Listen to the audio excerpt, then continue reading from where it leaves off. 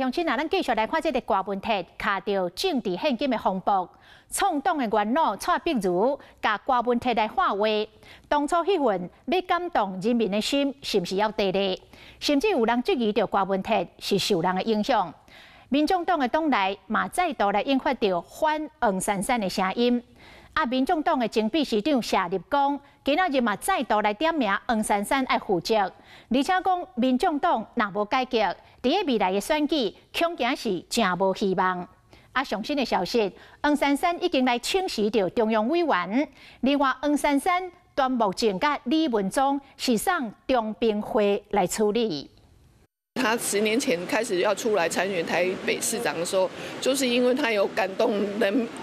动人心的那种动机在。高问题的身躯边上信任的战友，过去的新北蔡壁如真烦恼，因为过去老中官高问题资金牵涉着风波，可以跳出来话讲，高问题爱想看卖影，行政治错中。个人认为他是一直都没有变。而且他对那个政治的初心，我也认为他完全没有变啊。高问题身躯边的人利益愈来愈远，即卖敢若剩关心名，这嘛正做高问题的难题。譬如讲，这边牵涉到小目的风波，原因就是政团队成员吴静怡指控压了木科公司经纪，民进党前文山部长的主任郭玉安也批评瓜团队将错误拢塞给会计师，欠支持者一个实例。在连选总统的期间，承办瓜造势活动的视录跟年二公司负责人戴丽玲和时任竞选总干事黄珊珊关系大巴。小目的风波爆发了后，戴丽玲更加讲卖个叫我散悠悠，双方的关系变甲真硬叫。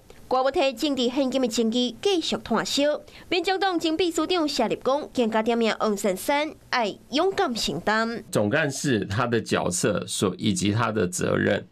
那今天发生这个事情，又没有及时的来处理，可以在2028选赢，甚至2026你想要选赢的话，你没有比较大的改革，我觉得真的是不太可能了。会计师的责任应该要先追究嘛。那今天早上珊珊他们也会代表靳总去对会计师提起相关的诉讼，那要求他负起责任。小目的危机尚未来负责，谢立功更加点出，民进党若是无改革，未来的选举恐惊是真歹选。